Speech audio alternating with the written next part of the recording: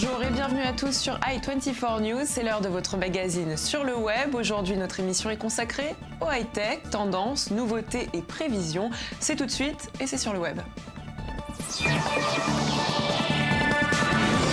iPod, iPhone, iPad, bientôt la montre connectée. Apple vient de lancer la 6e version de son smartphone, un nouveau design et encore plus d'options. On regarde. This is the iPhone 6. And this is the iPhone 6 Plus. They come with a thing called Health, so they can help you track a lot of stuff. Like today I walked 3.8 miles. Well, I ran 4.2 miles. Well, I climbed 11 flights of stairs. Well, I drank a smoothie that had 362 calories in it. Well, I had a funnel cake that had 1,230 calories in it. You know that's not good, right? It was good. It was delicious.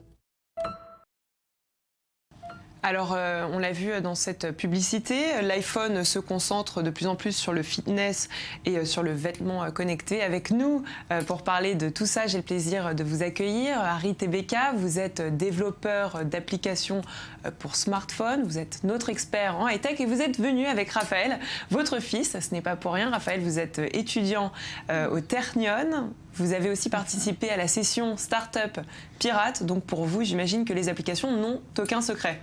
Ouais, c'est vrai, ouais. Presque. Alors, la marque, on en parlait, se concentre aujourd'hui sur des applications de fitness, de santé. Est-ce que vous pensez qu'Apple, aujourd'hui, est toujours à la pointe de la technologie ou on arrive un peu tard ? En fait, c'est intéressant la manière dont Apple fonctionne. C'est que, et ce n'est pas nouveau en vérité, c'est que depuis l'iPod et l'iPhone, et maintenant les nouveaux modèles, Apple ne cherche pas à arriver le premier sur diverses technologies. Il cherche à arriver de la bonne manière. Et en fait, pour transformer des technologies réservées, on va dire, à des gens, à une élite ou à des gens qui sont très bricoleurs, pour en faire un produit d'utilisation très général et très simple et sympathique à utiliser. Et c'est ce qui se passe aujourd'hui pour le fitness. Donc c'est comme ça qu'Apple use de sa stratégie. Est-ce que vous pensez que Android, qui est toujours en avance par rapport à Apple, pourrait être une menace ? Alors Android, c'est vraiment une bonne chose que ça existe, parce qu'il faut savoir quand même qu'Android au départ a énormément copié Apple, énormément copié iOS, et du fait que la stratégie d'Android, c'est d'avoir un système très ouvert, ça a fait qu'il y a eu toute une profusion d'inventions un peu anarchiques dans tous les sens, parmi celles-ci, de très bonnes idées. Ce qui fait que du coup, Apple peut à nouveau s'inspirer de bonnes idées qu'on peut voir sur le monde Android et les mettre à la sauce Apple, c'est-à-dire de la bonne manière, de façon à ce que ça soit utilisable, stable et ne crée pas tout un système anarchique dans le téléphone. Voilà, je dirais que c'est ça l'avantage. Raphaël, vous êtes d'accord avec Harry ? À moitié. Moi, justement, au début, c'était plus Android qui copiait iPhone, donc c'est pour ça qu'iPhone avait cet avantage-là. Mais justement, là, aujourd'hui, en parlant avec du monde, on dirait que c'est justement Apple qui copie maintenant Android au niveau clavier, au niveau tag de l'écran qui s'est agrandi, toutes ces choses-là. D'accord, mais qui arrive avec un design différent, même si finalement les options sont les mêmes. Ouais, c'est ça, les options sont les mêmes et recopiées. Donc je ne sais pas si ça va vraiment rester encore longtemps comme ça. On verra ça dans le futur. Alors on va continuer à parler d'Apple et on va se concentrer tout de suite sur l'iOS 8. Il est disponible depuis le 17 septembre, uniquement sur iPhone 5, iPhone 6, iPad 2. Alors nouvelle interface, nouvelle fonctionnalité, on regarde.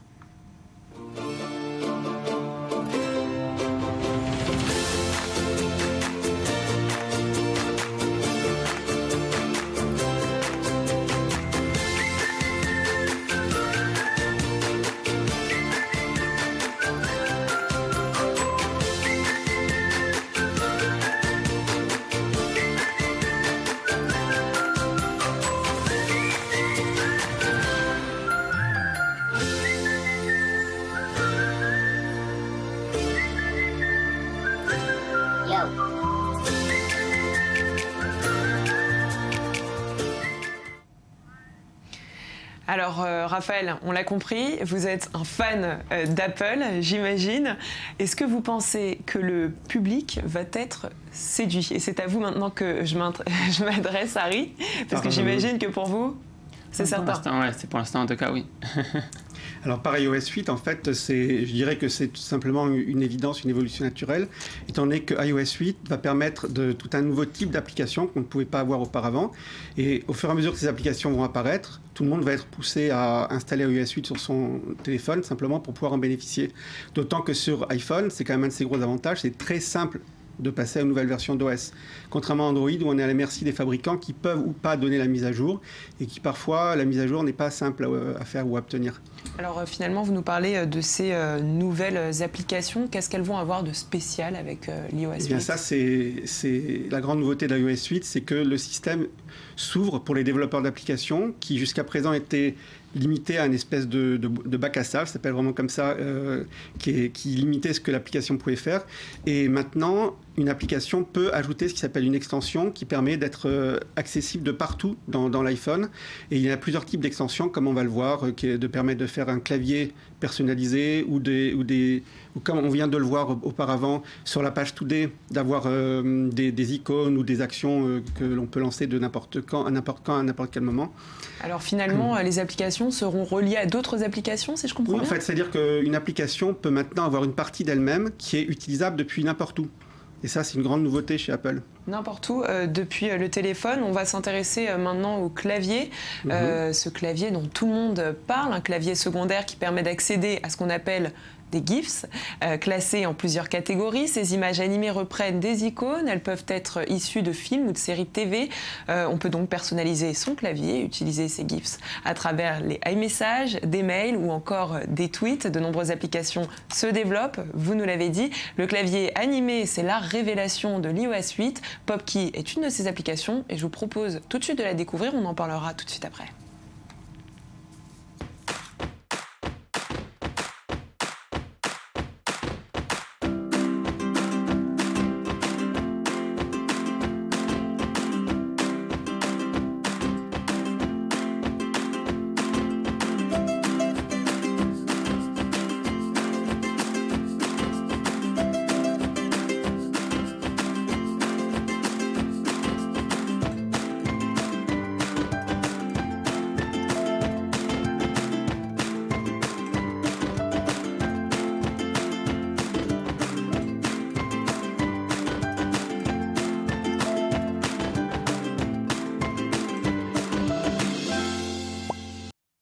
Ce qu'on vient de voir, c'est justement une des nouvelles possibilités de l'iOS 8, c'est qu'une application peut ajouter un clavier à l'iOS et ce clavier va être utilisable de partout. Alors ça, oui, c'est un clavier très créatif puisque c'est un clavier qui permet d'utiliser, au lieu d'utiliser des lettres ou des mots, d'utiliser des images GIF animées. Ce qui est une idée originale et sympathique. Il y a toutes sortes d'autres claviers, comme celui qu'on voit en ce moment, qui est un clavier plus classique, mais qui a l'originalité de pouvoir devenir petit, ou aluminium peut devenir tout petit, par exemple, pour avoir plus de... C'est un clavier intelligent. Oui, c'est un clavier intelligent et qui peut changer de taille. En fonction de votre doigt. On va dire en fonction de la place dont on a besoin sur l'écran. Donc si on a envie d'avoir plus de... Je crois que Raphaël en sait un peu plus. Sur celui-là, non, pas celui-là. Moi, ce que j'attendais plus, c'était justement celui pour compléter les mots, qui est justement dans Android surtout, parce que c'était un truc qui manquait vraiment dans l'iPhone. Maintenant, c'est une des raisons que j'ai aussi installé iOS 8 et il est bien. Effectivement, et c'est vrai que ça corrige en fait les mots en fonction de votre habitude. C'est ça. Alors ça, c'est le nouveau clavier standard d'Apple, qui est justement maintenant dans iOS 8, il s'appelle QuickType.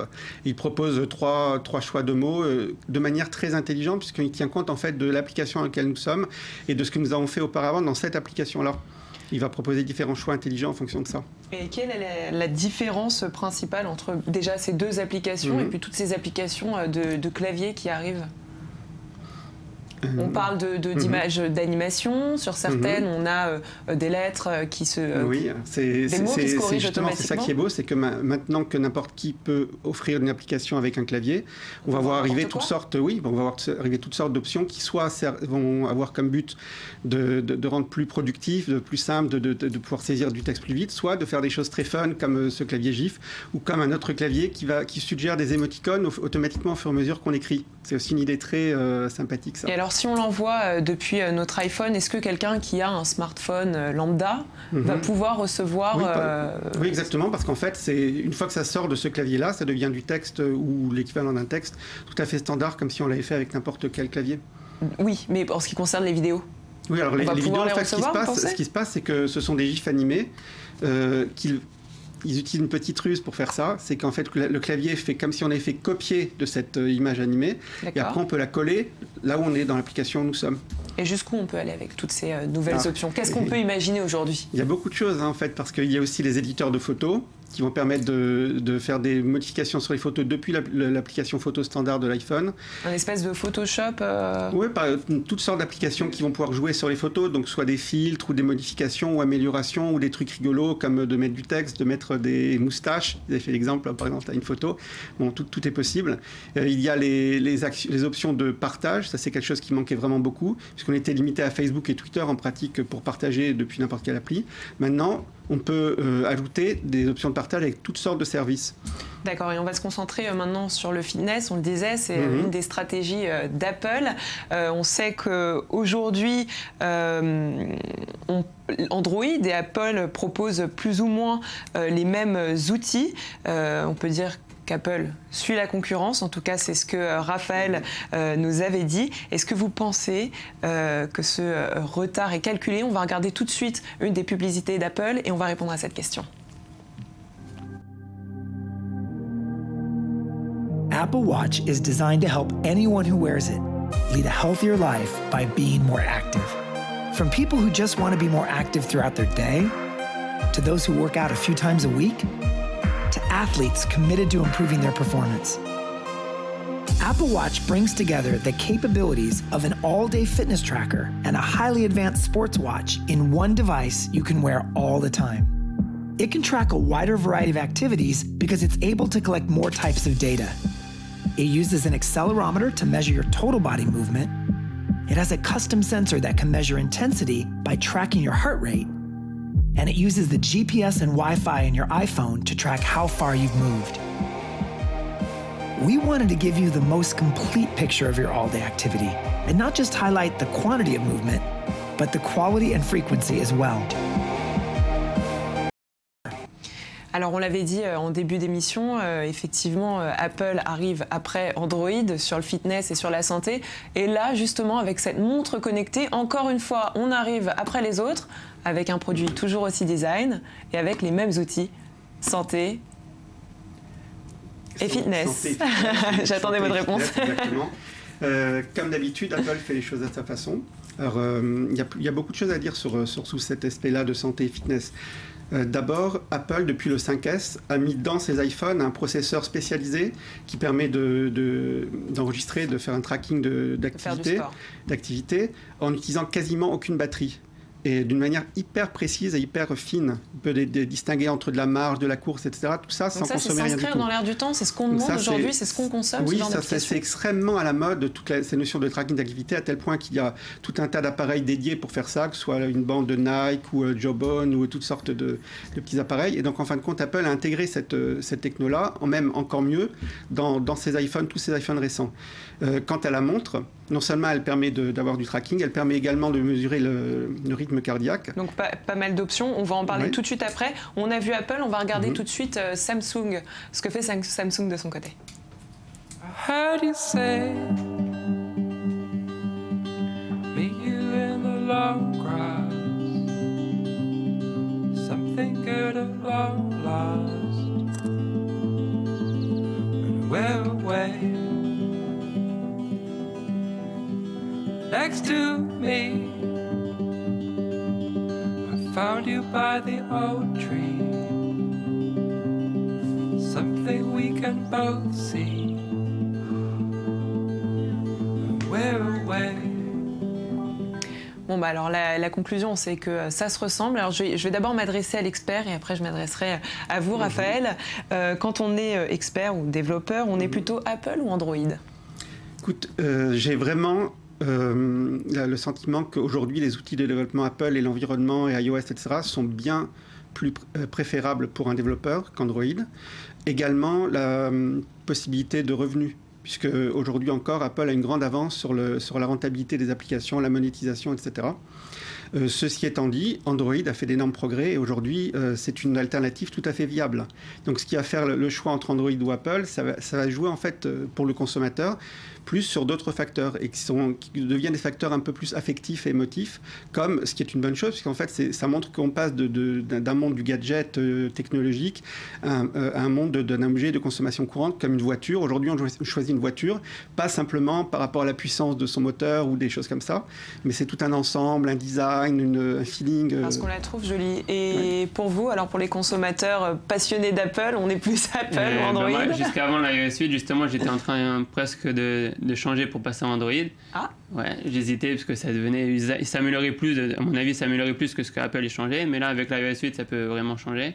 Donc il faut vraiment voir ce que ça fait, mais je sais donc pas. on va attendre de encore. voir dans les mois qui suivent. D'accord. En tout cas, vous n'êtes pas pas fixé Apple. Vous aimez Apple, mais vous pouviez. toujours vérifier le reste. Vous pourrez peut-être pencher pour Android. Merci beaucoup Harry, merci Raphaël. Merci. C'est la fin de cette émission. Merci à vous de nous avoir suivis.